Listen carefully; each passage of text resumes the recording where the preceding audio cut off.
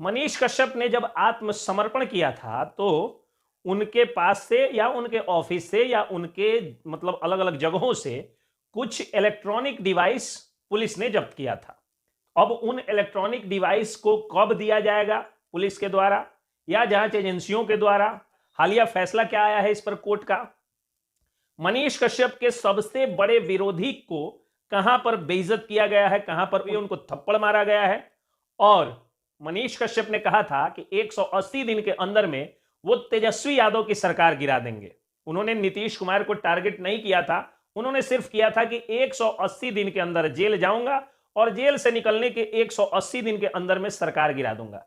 तो मनीष कश्यप का यह श्राप किस तरह से लग रहा है तेजस्वी यादव पर, उसका कैसे अंदेशा हुआ है, इन्हीं मुद्दों पर बात करेंगे। उसके पहले मेरा परिचय। नमस्कार, जय हिंद, जय बिहार। मैं हूं एसके पंकज, वकील सह पत्रकार।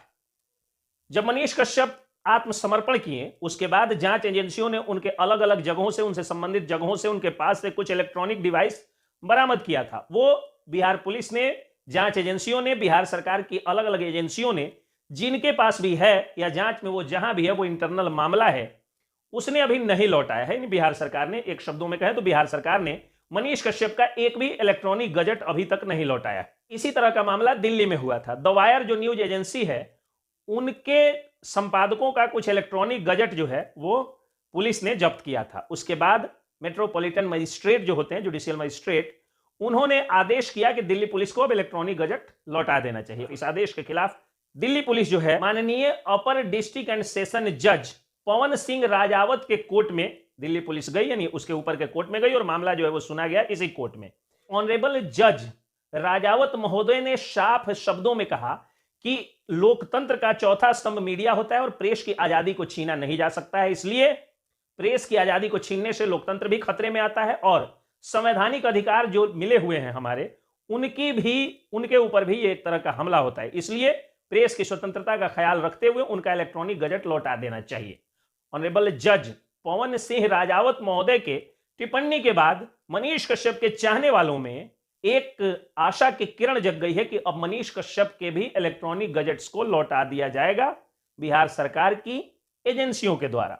दूसरी बात यह हो गई कि मनीष कश्यप के सबसे बड़े विरोधी पत्रकार विकास राज के गाल पर जोरदार तमाचा एक लड़की ने पटना में मारा। उनका नाम था रूपम कुमारी। हालांकि मैं किसी भी तरह की हिंसा या थप्पड़ का समर्थन नहीं करता हूं, वो खुद ही एक कानून की जानकार है, हम सबकी बहन, यानी बिहार की बहन, बिहार की बेटी रूपम कुमारी, और वो कह रही हैं कि कानून को हाथ में नहीं लेना चाहिए। सडन प्रोवोकेशन के कारण जो है वो एक्शन ऑफ द मोमेंट में वो थप्पड़ चल गया, यानी अचानक से कोई उकसाया और थप्पड़ चल गया।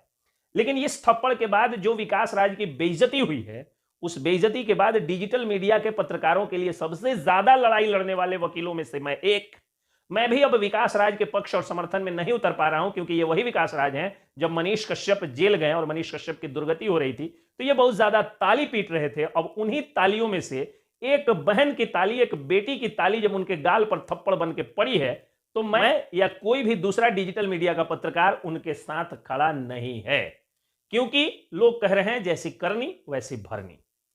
तीसरी बात यह कि मनीष कश्यप का वो श्राप कि 180 दिन के अंदर, जेल से निकलने के 180 दिन के अंदर तेजस्वी यादव की सरकार गिरा दूंगा, वो श्राप देखिए कैसे लगता नजर आ रहा है। दरअसल मेरे घर से महज 1 किलोमीटर दूर बापू सभागार मोतिहारी में चंपारण के लोग, चंपारण के विद्यार्थी एक ऐतिहासिक क्षण का गवाह बन रहे थे।